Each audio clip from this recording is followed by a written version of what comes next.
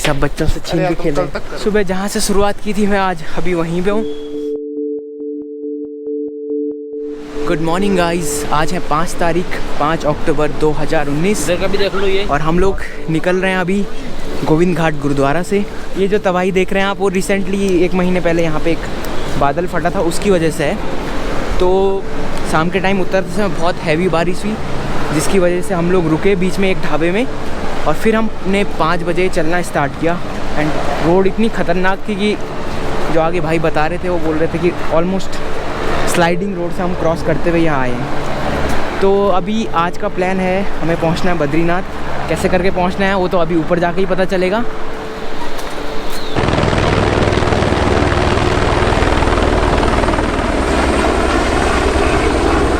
तो अभी हम लोगों को यहीं पे इंतज़ार करना है और यहाँ नीचे की तरफ से बद्रीनाथ की गाड़ी मिलेगी। यहाँ से कितनी दूर है राम? यहीं पे है 5-6 किलोमीटर। चलो ठीक है गुरुजी, थैंक यू।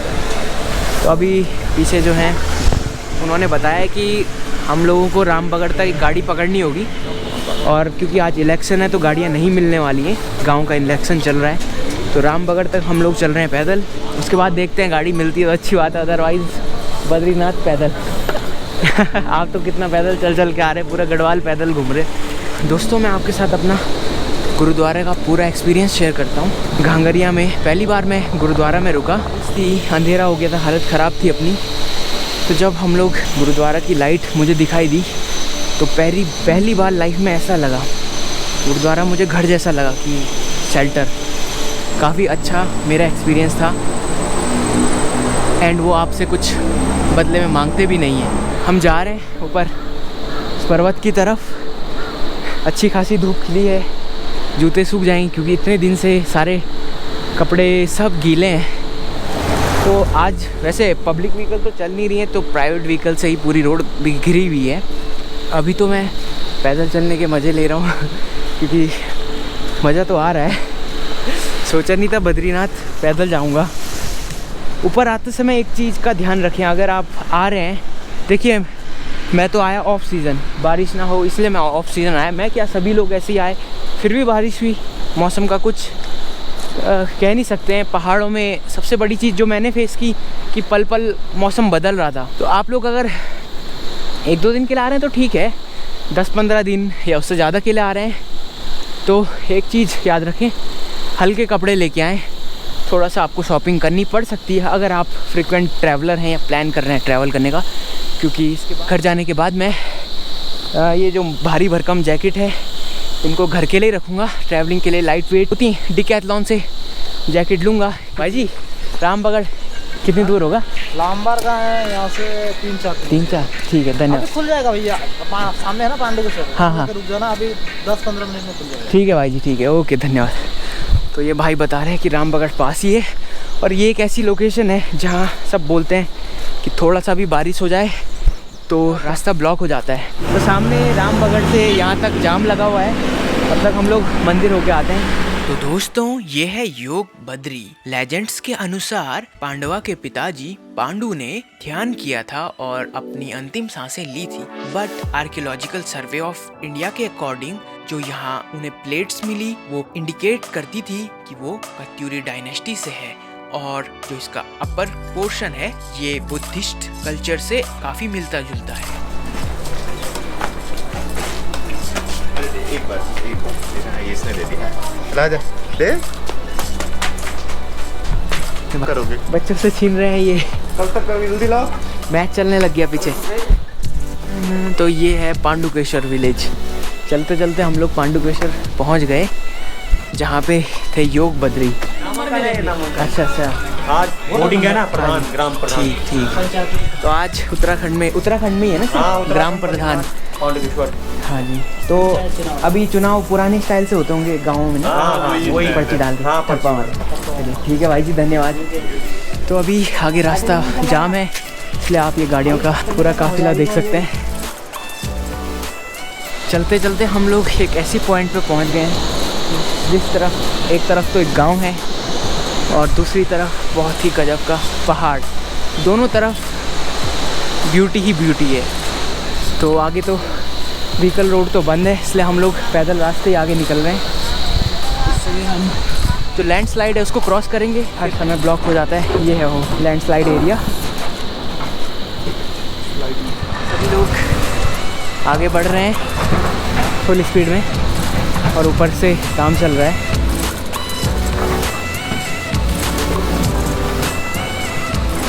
अब भाग भी नहीं सकते हैं, बताओ। देखिए कहाँ पे रोड गायब है।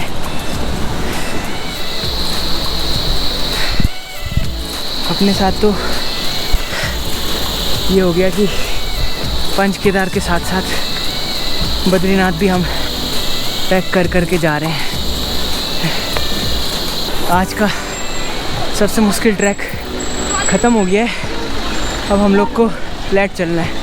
आई थिंक 15 से 20 किलोमीटर होगा। अभी हम लोगों को एक गाड़ी मिल गई है और जिसका टोटल कॉस्ट बैठ रहा है 600 और हम लोग हैं 7।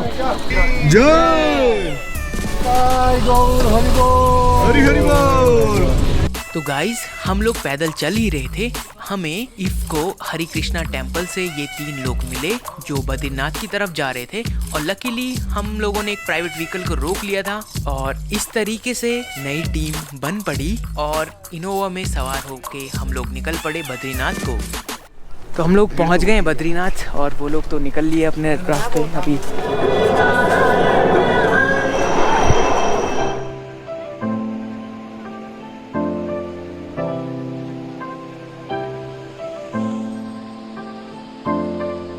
तो गाइज़ मैंने माना का प्लान कैंसिल कर दिया है क्योंकि मेरा टोटल कैश ख़त्म हो गया। लास्ट के 100-200 रुपीज़ बचे हुए हैं और मौसम जो है बारिश का हो रहा है और मुझे पहुंचना है घर। क्योंकि प्रॉब्लम ये है कि मुझे क्रेडिट कार्ड का बिल भी भरना है। 7 को लास्ट डेट है एंड अगर यहाँ नेटवर्क की प्रॉब्लम हुई तो मैं बहुत बड़ी प्रॉब्लम में चले जाऊँगा। तो गाइज़ टैक्सी स्टैंड पे टैक्सी मिलना बहुत मुश्किल पड़ रहा था। तो सामने जो आगे बैठे हुए अंकल हैं उनकी फैमिली जा रही थी तो उन्होंने मुझे भी अपने साथ एडजस्ट कर लिया।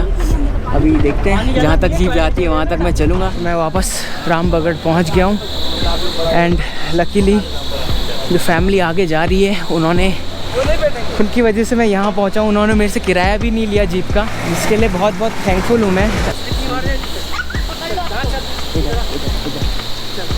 पैर थोड़ा टेढ़े रखना अंकल, सीधा मत रखना, सीधे में फिसल जाते ना, रोड़ियों से बचना। कल आप राजस्थान में कहाँ रहते हैं? भाई मैं कोटा में रहता हूँ। अच्छा कोटा। हाँ कोटा तो फेमस है। हाँ और वहीं है ना रेलवे में जॉब करता हूँ। अच्छा अरे वाह बड़ी अच्छी बात है। तो फाइनली मैं हूँ दोबारा ऑन बैक रोड और मेरा नेक्स्ट जो ट्रैक पांडुकेश्वर मुझे पहुँचना है।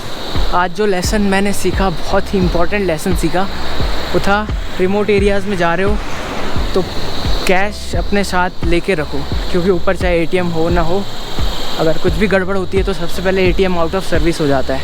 एंड दूसरी चीज़, लायबिलिटी के साथ ट्रैवल मत करना क्योंकि मैं लायबिलिटी के साथ कर रहा था, क्रेडिट कार्ड बिल्स। अभी थोड़ी देर पहले खाना खा लिया है, उसके बाद अब जा रहा हूँ गोविंद घाट की तरफ। एटीएम कुछ मिल जाए। आज मेरे में हिम्मत भी नहीं हो पा रही है लिफ्ट मांगने की, पता नहीं, देखता हूँ हाथ देता हूँ। Okay gone. Thank you brother, thank you. कहाँ तक जा रहे हो आप? गोविंद घाट। चलो मैं वहीं तक आता हूँ। तो वापस मैं यहीं पहुँच गया हूँ। अभी एटीएम ट्राई करता हूँ। तो ये एटीएम काम कर रहा है, गुरुद्वारा गोविंद घाट के पास ही एटीएम है। आपको इधर ही एक एटीएम मिलेगा, अदरवाइज़ ऊपर की तरफ एटीएम है लेकिन वर्किंग कंडीशन में नहीं है। अब मैं रोड पे जाता हूँ। कितनी अनएक्सपेक्टेड चीज़ है ट्रैवलिंग।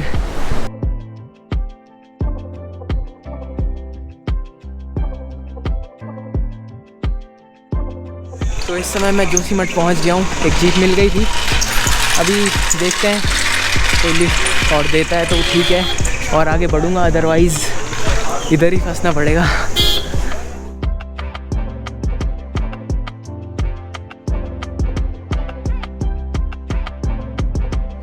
दोस्तों इस समय रात के 7 हो रहे हैं और मैं हूँ चमोली में। जो जोशीमठ था वहाँ से मुझे एक गवर्नमेंट व्हीकल थी, उनके जो ड्राइवर थे वो राज़ी हो गए मुझे यहाँ लाने में और उन्होंने मुझसे 100 रुपीज़ चार्ज किए, जो कि बहुत ही कम चार्ज थे। और फाइनली मैं अभी ये मंदिर समिति द्वारा यात्री विश्राम गृह है वहाँ हूँ और इस रूम का चार्ज मुझे पड़ा है सिर्फ और सिर्फ 200 रुपी। और कल एलुमनाई मीट है मेरे कॉलेज में, जो कि है 6 अक्टूबर 2019।